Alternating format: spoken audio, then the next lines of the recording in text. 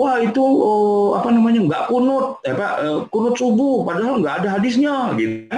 Ada tuh yang bilang begitu, nggak ada hadisnya kunut subuh itu. Oh berarti nggak sesuai dengan manhaj sahabat. Tar dulu gitu, kan mereka juga merujuk kepada sahabat juga. Nah, sekarang kita masuk ke periode setelahnya, Ustaz. Ya, Ini periode para imam madhab. Kan sekarang kita rujukannya seringan ada yang bilang kembali kepada sahabat, tapi yang lain ngomong tentang kita harus bermadhab. Ada 4 madhab yang madhab besar yang kita kenal. Nah, sesungguhnya para imam madhab itu apakah mereka itu mengikuti sahabat atau tidak, Ustaz? baik. Jadi begini ya, jamaah sekalian yang dirahmati Allah, era hidup para sahabat dengan era hidupnya imam mazhab yang 4 itu terpaut jarak yang nggak bisa dibilang jauh banget, tapi juga mereka nggak nyambung ya. Karena begini,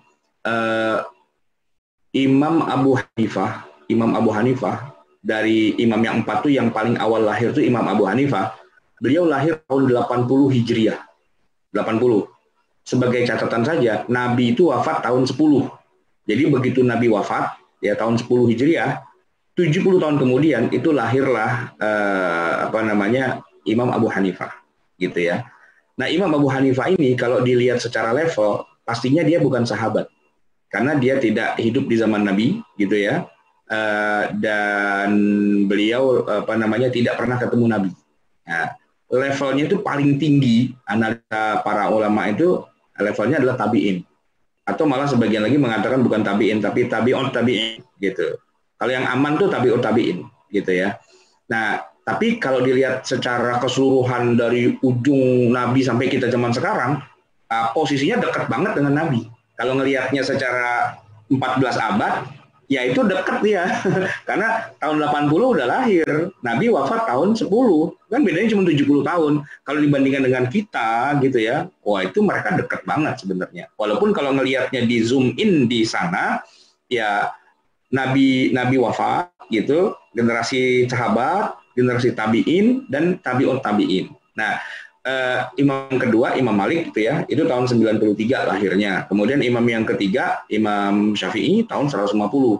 Jadi di tahun 80-an sampai tahun 200-an gitu. Karena Imam Syafi'i wafat 204. Ya dari tahun 80 ke tahun wafatnya Imam Syafi'i 204, nanti kalau wafatnya imam yang paling terakhir tuh yang Imam Ahmad bin Hanbal tuh udah 250-an ke sana gitu. Jadi di angka-angka tahun segitulah. Nah, hubungan antara antara para sahabat dengan imam mazhab yang 4 itu adalah positioningnya ya, sahabat terus dilewatin dulu tabiin, baru tabi'ut tabiin. Jadi mereka tuh adanya di posisi tabi'ut tabiin atau sesudahnya. Nah gitu. Tentu saja tidak ada satupun imam mazhab yang tidak mengacu kepada sahabat. Pastilah orang sumbernya Nabi Muhammad, nggak mungkin ya dari Imam Syafi'i ini loncat langsung kepada Nabi, itu nggak mungkin gitu loh. Kenapa? Karena Islam tuh harus transformasinya harus lewat jalur sahabat, nggak mungkin nggak lewat jalur sahabat. Mau apapun Islam itu Quran, ya mereka nggak mungkin bisa baca Quran kalau nggak dari gurunya, dan pasti lewat sahabat, gitu kan? Hadis gitu juga nggak mungkin mengatakan Islam tuh begini lewat hadis. Tapi pasti lewat sahabat gitu, jalur periwayatan itu pasti lewat sahabat, nggak mungkin nggak lewat sahabat. Jadi kalau dibilang imam mazhab tidak pakai sahabat gitu ya, ya aneh dan lucu aja. Karena semua hal yang kita nisbahkan kepada Nabi pasti itu ada jalurnya, dan jalurnya pasti lewat jalur sahabat, nggak mungkin enggak gitu kan. Tinggal nanti kan begini, tadi saya bilang kan sahabat tuh beda-beda pendapat gitu kan. Nah imam mazhab yang 4 itu sebenarnya nggak cuma 4 ya, ada banyak gitu ya. Kemudian ketika mereka harus membuat kesimpulan, ini hukumnya apa, gitu kan? Nah, disitulah mereka kemudian berperan merangkai gitu. Dari pendapat para sahabat yang banyak itu, saya lebih milih pendapat yang A. Karena misalnya nih alasannya, karena hampir semua sahabat bilangnya begitu.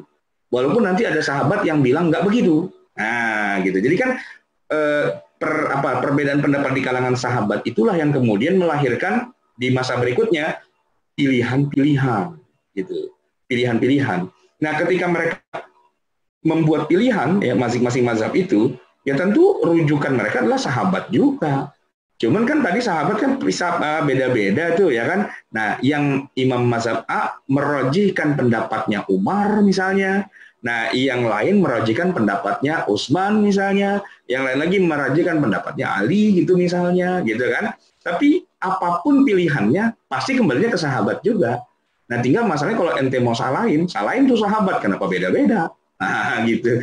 Jadi khilafiyah yang ada kemudian di 4 mazhab itu sebenarnya sumber perbedaannya juga ketika mereka harus merangkai dari sekian banyak perbedaan para sahabat, saya mengcustom gitu ya. Saya pakai ini, itu semua dari sahabat juga kan.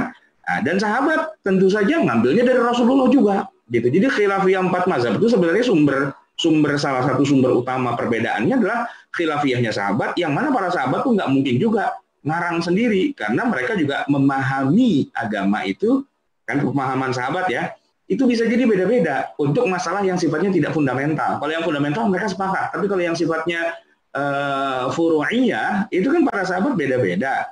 Nah, memahami mereka langsung dari Rasulullah. Di level sahabat mereka udah beda, nah di level 4 mazhab pastinya akan jadi beda-beda juga gitu.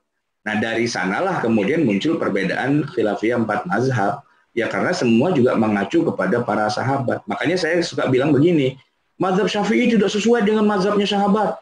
Ya gimana nggak sesuai, orang ngambilnya dari situ gitu loh. Kan ngambilnya dari sahabat juga, tinggal sahabat yang mana, itu kan.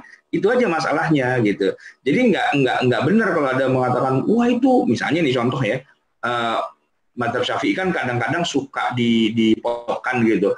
Wah itu nggak kunut kunut subuh padahal nggak ada hadisnya gitu. Ada tuh yang bilang begitu, nggak ada hadisnya kunut subuh itu. Oh berarti nggak sesuai dengan manhaj sahabat. Tar dulu gitu. Kan mereka juga merujuk kepada sahabat juga.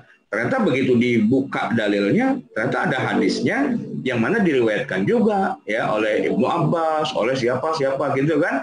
Ada juga. Nah, terus kan kita akan bertanya, jadi para sahabat tuh kunut subuh apa enggak? Ya itulah khilafiyahnya. Ada yang meriwayatkan hadisnya, ada yang tidak. Di kalangan sahabat sendiri begitu kan. Nah, oleh karena itu ya wajar kan terjadi khilafiyah gitu. Khilafiyahnya bukan karena mereka semata-mata pengen berantem, enggak. Ketika mereka merujuk ke sahabat, ternyata para sahabatnya beda-beda juga. Gitu kira-kira.